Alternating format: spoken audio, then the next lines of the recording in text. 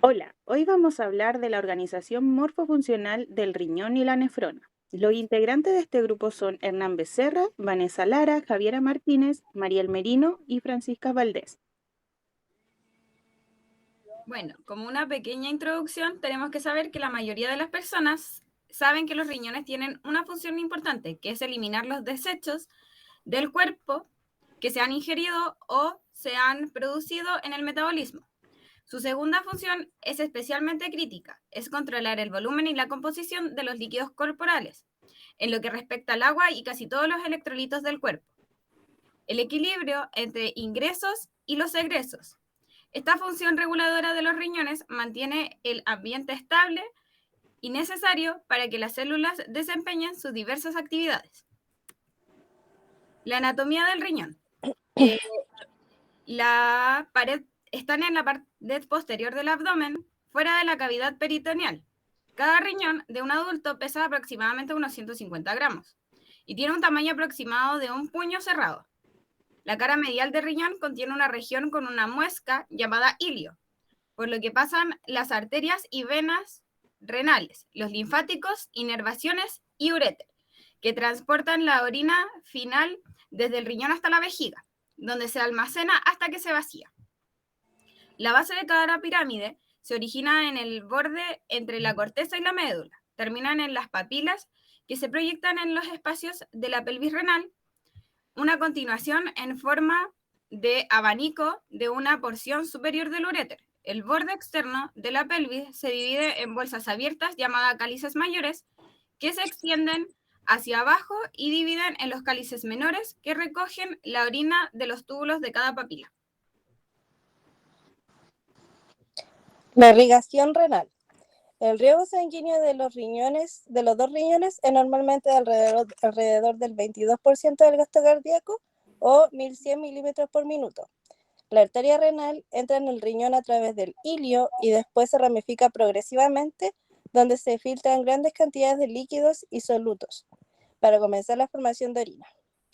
La circulación renal tiene la particularidad de conectar con los dos lechos capilares, los capilares glomerulares y los peritubulares, que están dispuestos en serie y están separados por las arteriolas eferentes que ayudan a regular la presión hidrostática en los dos grupos de capilares. La presión hidrostática alta en los capilares glomerulares da lugar a una filtración rápida, mientras que una presión hidrostática mucho menor en los capilares peritubulares permite una reabsorción rápida de líquido.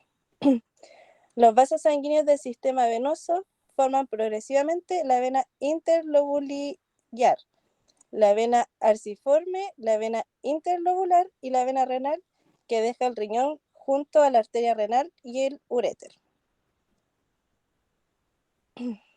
Bueno, la nefrona es la unidad funcional del riñón. Cada riñón en el ser humano contiene alrededor de 800 a 1 millón de nefronas, cada una capaz de formar orina. El riñón no puede generar nefronas nuevas. Por tanto, en la lesión, la enfermedad o el envejecimiento normal renal, hay una reducción gradual del número de nefronas.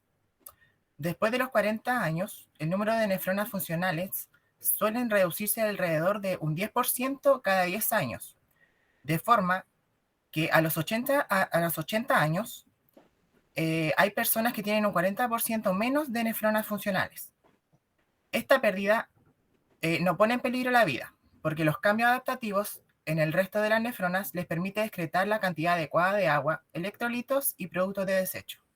Cada nefrona contiene un penacho de capilares glomerulares, llamados glomérulos, por el que se filtran grandes cantidades de líquidos desde la sangre, y un túbulo largo en el que el líquido filtrado se convierte en orina en su camino a la pelvis del riñón.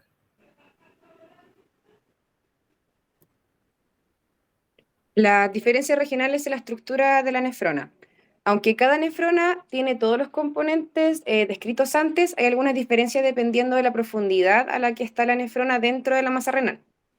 Aquí hay nefronas que tienen glomérulos localizados en la corteza externa, se denominan nefronas corticales. Tienen asas de Henle cortas que penetran solo a una distancia corta en la médula. Glomérulo. Filtra la sangre para resolver materiales útiles y extrae los desperdicios en forma de orina. El glomérulo contiene una red de capilares glomerulares que se ramifican y anastomosan, que comparados con otros capilares tienen una presión hidrostática alta, de unos 100 miligramos de mercurio. Los capilares glomerulares están revestidos de células epiteliales y todo el glomérulo está cubierto por la cápsula de Bowman. El líquido filtrado de los capilares glomerulares circula hacia la cápsula de Bowman y después al túbulo proximal que se encuentra en la corteza del riñón. ¿Cómo funciona el riñón? El plasma entra en los riñones y el filtrado en el glomérulo. A medida que el filtrado pasa por la nefrona y a través de los túbulos, se reduce su volumen y se retira agua y soluto, reabsorción tubular, y se secretan productos de desecho. Una nefrona consta de un túbulo renal individual y su glomérulo. Cada túbulo tiene varios segmentos, comenzando con el túbulo proximal, seguido del asa de Henle, el túbulo contorneado distal, que es el conducto conector, y el túbulo colector. Los riñones reciben menos del 25% del gasto cardíaco y es posible medir el flujo plasmático renal por medio de la infusión del pAH y definir sus concentraciones en la orina y el plasma. El flujo sanguíneo renal ingresa al glomérulo a través de la arteriola aferente y lo abandona por la arteriola eferente. El flujo sanguíneo renal, regulado por la noradrenalina, dopamina, angiotensina 2, prostaglandinas y la acetilcolina. El filtrado glomerular puede medirse mediante sustancias que es filtrada libremente y que no se absorbe ni se secreta en los túbulos. No es tóxica y no es metabolizada por el cuerpo. La insulina cumple estos criterios y se utiliza ampliamente para medir la GFR. La orina se almacena en la vejiga antes de la micción. En la respuesta de la micción participan varios reflejos, pero está sujeta a un control voluntario.